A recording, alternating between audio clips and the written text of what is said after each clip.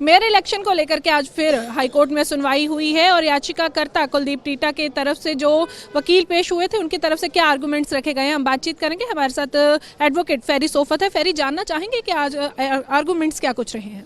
देखिए, आज जो केस रखा गया था 20 तारीख के बाद आज के लिए रखा गया था दोनों रिट पिटिशंस को।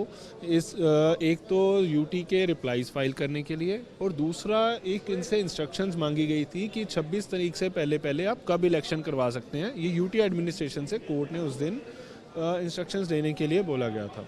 तो आज रिप्लाईज ये लेके आए थे और साथ में जब कोर्ट ने इनसे इंस्ट्रक्शंस के बारे में पता किया कि इलेक्शन कब करवा रहे हो, तो इन्होंने इंस्ट्रक्शंस के लिए मना कर दिया और कहा कि ये इलेक्शंस जो हैं कि 6 फरवरी को ही हो पाएंगे, उससे पहले पॉसिबल नहीं है कि। और दूसरा जो है कि 29 को ऑलरेडी एक हमने डीजीपी हरियाणा, डीजीपी पंजाब के साथ मीटिंग रखी हुई है लॉ एंड ऑर्डर सिचुएशन को देखते हुए, ठीक है। तो कोर्ट ने इस चीज़ पे काफ़ी सख्ती दिखाते हुए कहा कि ये कोई रीज़न नहीं है और जितना जल्दी हो सकता है इलेक्शन करवाएं।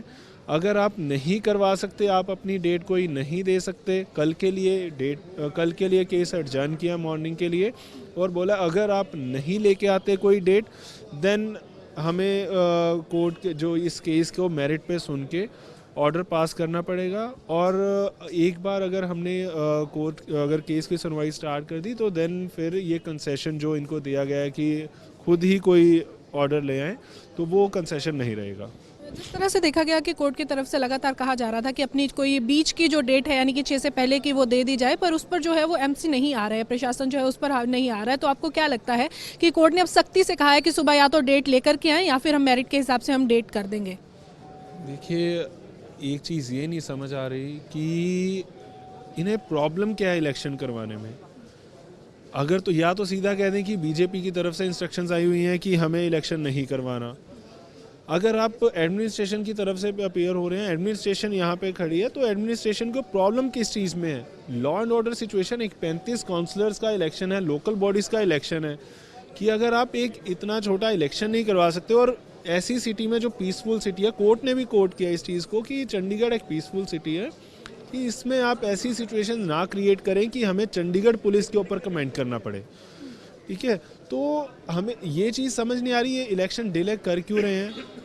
अगर तो अगर तो और कोई रीज़न हो लॉ एंड ऑर्डर के अलावा, कोई लीगल रीज़न हो, मानने वाली बात है। यहाँ पे रीजंस लॉ एंड ऑर्डर ले रहे हैं, इसमें तो अपनी ही नाकामयाबी शो कर रही है चंडीगढ़ पुलिस कि हम एक छोटा इलेक्शन नहीं कंडक्ट कर सकते। तो अब सुबह का रहने वाला है, तो आपको क्या लगता है कि उससे पहले की जो डेट है वो आ जाएगी या फिर कोर्ट जो डेट डिसाइड करेगा उसके हिसाब से इलेक्शंस हो जाएंगे? देखिए, उम्मीद है हमें कि चंडीगढ़ एडमिनिस्ट्रेशन ही कोई कल डेट जल्दी के ले आएंगे। अदरवाइज़ अगर वो नहीं लेके आते तो हम केस को आर्ग्यू करने के लिए रेडी हैं। ये थे हमारे साथ फेरी सोफत, जो कि याचिकाकर्ता की तरफ से आज कोर्ट में जो हैं वो पेश हुए थे और उसके बाद इन्होंने बताया कि जिस तरह से कोर्ट की सख्त टिप्पणियां रही हैं, हैरानी इस बात की है कि एक छोटा सा इलेक्शन है, मेयर इलेक्शन, जो कि अभी तक चंडीगढ़ एडमिनिस्ट्रेशन जो है वो नहीं करवा पा रहा। तो आपको बता दें कि इसकी सुनवाई जो है अब सुबह होनी है और इसके बाद अर्ली मॉर्निंग में ये केस लगाया गया है। साथ ही कहा गया है कोर्ट की तरफ से बड़े सख्त निर्देश हैं कि या तो एमसी जो है वो तारीख लेकर के आए, नहीं तो मेरिट के आधार पर खुद कोर्ट जो है वो तिथि डिसाइड करके देगी।